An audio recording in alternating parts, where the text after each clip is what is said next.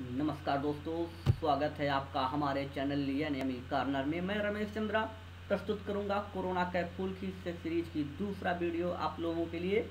ये video specially उन छात्रों के लिए जो लॉकडाउन में कहीं फंसे हुए हैं, जिनके पास किताबें नहीं हैं या फिर किसी तरह से कंटेंट नहीं है, उनके लिए हम इस प्रोग्राम के माध्यम से अधिक पहुंच बनाएंगे, जिससे उनके कंसेप्ट और फैक्ट को बेहतरीन बनाया जा सके और जिससे उनकी सामान्य ज्ञान पर उनकी पकड़ मजबूत हो सके। ये है corona capsule, it's refer to study in lockdown period.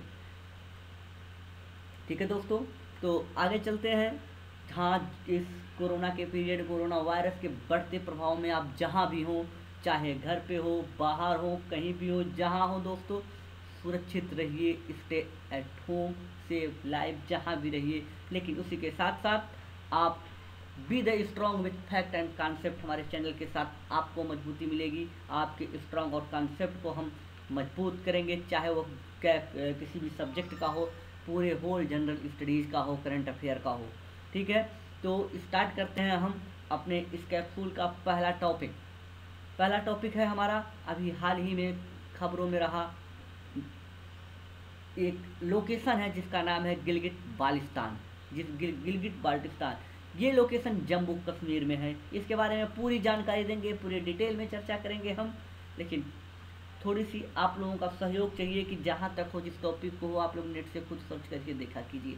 ठीक है, स्टार्ट करते हैं गिलगिट बाल्टिस्तान के टॉपिक को। ये टॉपिक है क्या, सबसे पहले हम मैप से समझने की कोशिश करते हैं। गिलगिट बाल्टिस्तान ये है, ये जो लोकेशन आप देख रहे हैं जम्मू कश्मीर का, ये गिलगिट बाल्टिस्तान भारत का एक अभिन्न अंग है, जम्मू कश्मीर का एक अभिन्न अंग है। और पीओके कश्मीर जिस तरह से पाकिस्तान के हिस्से में, वैसे पाकिस्तान इस पर कब्जा किया हुआ है और इसे लेकिन आज भी हम अपना हिस्सा मानते हैं। तो इसको लेके कुछ चर्चाएं थी, हम चर्चा करेंगे। पहले आप मैप में देख लीजिए, आपको रावलपिंडी, इस्लामाबाद दो हाईलाइटेड दिख रहे हैं। उसी के बगल से स्टार्ट होता है त्रिभुजाकार एरिया है गिलगिट बाल्टिस्तान का। ये इसका जो टोटल एरिया है, ये आपका 72,971 किलोमीटर स्क्वायर है। और यहाँ पे जो गवर्नेंस की बॉडी है वो सेल्फ गवर्निंग टेरेटरी है, यानी स्वायत्त शासन होता है यहाँ पे। यहाँ का जो शासन है बिल्कुल अलग है, किसी को जब थोपा नहीं गया, स्वायत्त शासन है। तीसरी चीज़, यहाँ ये जो एरिया है कोल्ड डेजर्ट का एरिया है, पूरा ठंडा मरुस्थल होता है, यहाँ पे ठंडी पड़ती है और मरुस्थल की तरह होता है। जैसे आपने पढ़ा होगा कि डेजर्ट जो होते हैं, जो आपके मरुस्थल होते हैं, डेजर्ट दो प्रकार के होते हैं। पहला आपका होता है गर्म और दूसरा होता है आपका ठंडा। आप भारत में दोनों के उदाहरण हमारे पास पड़े हुए हैं। एक गिलगिट बाल्टिस्तान जो कोल्ड डेजर्ट का एग्जाम्पल है, और एक आपका थार जो आपके गर्म मरुस्थल का उदाहरण है, यानी हॉट या वार्म। दोनों चीज़ आप देखिए, दोनों मरुस्थल के एग्जाम्पल होते हैं। इसलिए कहीं भी आप अगर मरुस्थल की परिभाषा दे रहे हैं तो वहाँ पे ही जैसे ये ज़रूरी नहीं है कि वहाँ पे टेम्परेचर ज़्यादा हो, ऐसा भी हो सकता है कम टेम्परेचर की वजह से भी मरुस्थल का निर्माण हो सकता है। वो जो निर्माण होगा वो होगा कोल्ड डेजर्ट। ओके, आगे चलते हैं मित्रों। ये इसी रेंज में आपकी केटू माउंटेन पीक, केटू माउंटेन जो आपकी चोटी है, इसी रेंज में है, इसी क्षेत्रों में है। तीसरी चीज़ आपको एक चीज़ और बताएं कि ये एरिया इंडिया और पाकिस्तान के भी डिस्प्यूटेड है। ऐसा लोग मानते हैं, भारत मानता है ये भारत का हिस्सा है, पाकिस्तान मानता है कि ये हमारा हिस्सा है। दोनों इस पे अपने अपने शासन को चलाना चाहते हैं, लेकिन वहाँ के लोग क्या समझते हैं, ये वैल्यू करती है। एक महत्वपूर्ण चीज़ और कि जिसमें भारत का विरोध है और इसमें एडवांटेज पाकिस्तान का है कि यहाँ पे CPEC यानी चाइना ने जो कॉरिडोर डेवलप कर रहे हैं विश्व में, हर जगह घूम घूम के, वो एक कॉरिडोर पाकिस्तान को जाता है जिसका नाम है CPEC, China Pakistan economic corridor. ये कॉरिडोर इसी हिस्से से होकर जाता है जिसका विरोध भारत लगातार अंतर्राष्ट्रीय मंचों पे कर रहा है, लेकिन ये विरोध के रूप में ही प्रदर्शित हो रहा है केवल। तो दोस्तों, अब गिलगिट बाल्टिस्तान के आपने थोड़ी सी फीचर देखा कि आगे पीछे है क्या, इसके थोड़े से हम मैप के बारे में आपको बताएंगे। पहले ये जान लीजिए उसके पहले कि चर्चा का कारण क्या है, कि आखिर चर्चा क्यों हुई। गिलगिट बाल्टिस्तान जो है एरिया, ये चर्चा में क्यों है।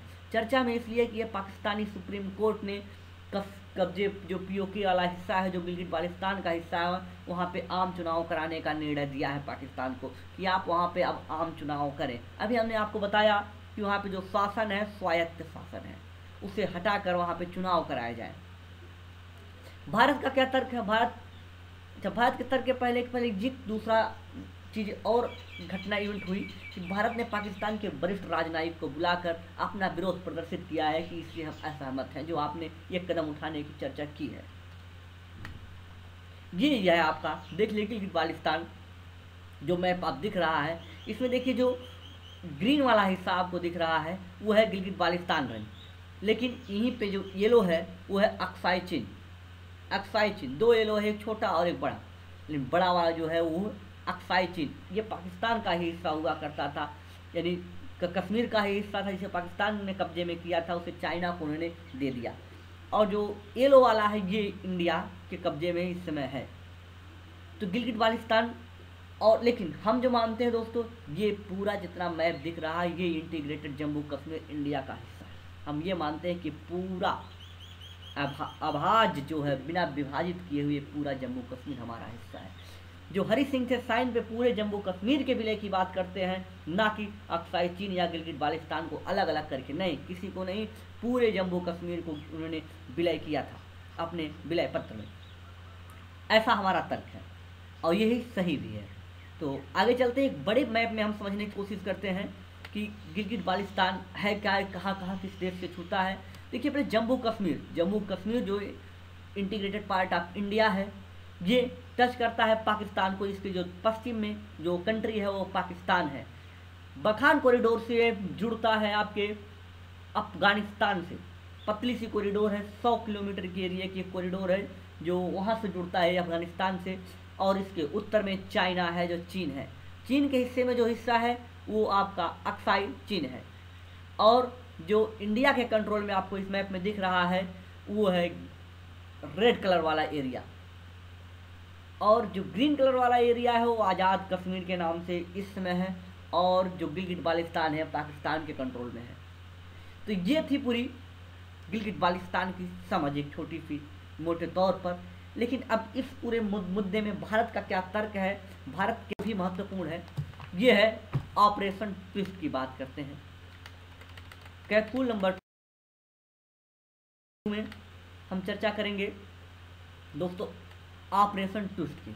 ऑपरेशन ट्विस्ट क्या है? ऑपरेशन ट्विस्ट क्या है ये जानना बहुत ही महत्वपूर्ण है। उससे पहले हम जानेंगे कि चर्चा में क्यों है, चर्चा का कारण जानेंगे, चर्चा में क्यों। अभी रिसेंटली आपने देखा होगा कि पहले जान लीजिए चलाया किसके द्वारा गया है। ये चलाया गया है आरबीआई के द्वारा, रिजर्व बैंक ऑफ इंडिया के द्वारा ये चलाया गया है। ये चर्चा में इसका कारण क्या है? इस चर्चा में इसलिए है आरबीआई द्वारा ओपन मार्केट के तहत, ओपन मार्केट आप लोग समझते हैं? नहीं समझते? अभी हम ओपन मार्केट के बारे में बताएंगे आपको, ओपन मार्केट ऑपरेशन होता क्या है। ओपन मार्केट ऑपरेशन के तहत जो प्रतिभूति सिक्योरिटी होती है, सरकारी सिक्योरिटी होती है, गवर्नमेंट सिक्योरिटी होती है, उनकी खरीद और बिक्री एक साथ की गई है।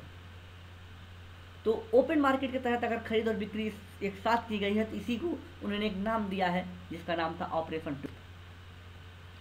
आपको पता होना चाहिए कि इस समय आरबीआई के गवर्नर कौन है। आप अपने होमवर्क कॉपी में ये जरूर नोट कर लेंगे कि इसमें है कौन। आप खुद सर्च करेंगे, इससे थोड़ी सी आपकी पहुंच चीज़ों तक और बढ़ेगी।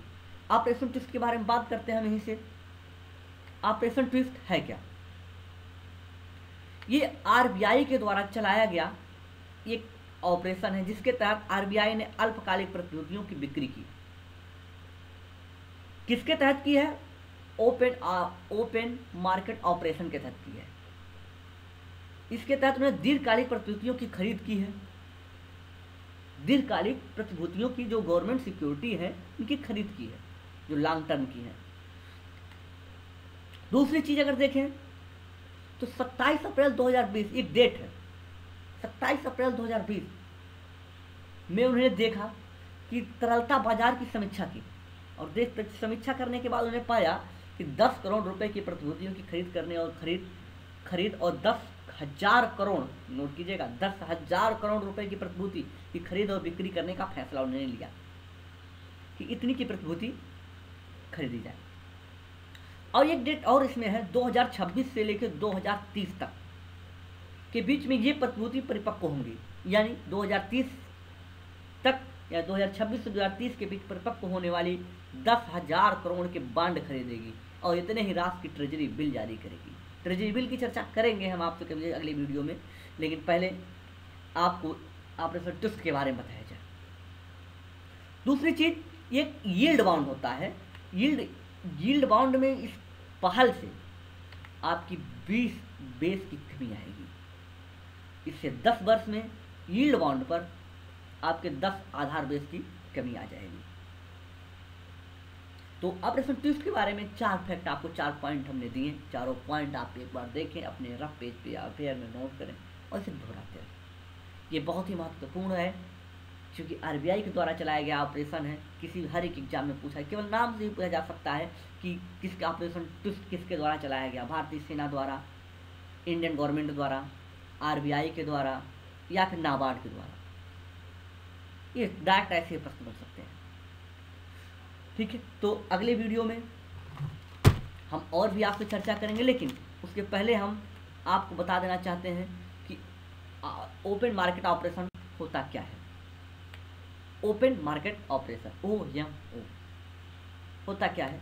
OMO एक प्रक्रिया है गवर्नमेंट की, आरबीआई की। इसके तहत आरबीआई सरकारी प्रतिभूतियों की खरीद या बिक्री करती है और किस उद्देश्य से करती है, जिससे मनी सप्लाई को समायोजित किया जा सके, जिससे मनी सप्लाई को चेक किया जा सके और बाजार को नियंत्रित किया जा सके। यानी सीधी बात, आरबीआई के पास ऐसा करने के लिए कई टूल्स होते हैं। आपने देखा होगा किसके लिए रेपो रेट है, CRR है, SLR है, ऐसे कई आरबीआई के पास टूल्स होते हैं जिनके तहत वो मार्केट को कंट्रोल करती है, रेगुलेट करती है आरबीआई।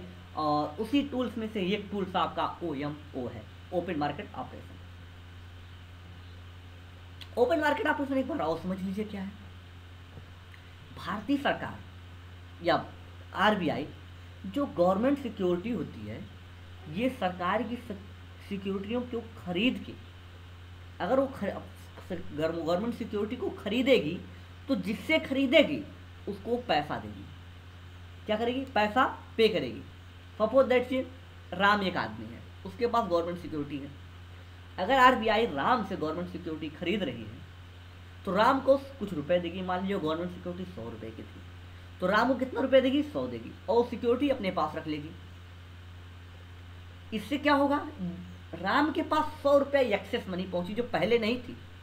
यानी अगर ऐसे बहुत सारी सिक्योरिटी आरबीआई खरीद रही है तो इससे मार्केट में क्या होगा? मनी सप्लाई बढ़ जाएगी, मनी सप्लाई बढ़ जाएगी। और यही आपका मोटो था आरबीआई का कि मनी सप्लाई को रेगुलेट किया जाए।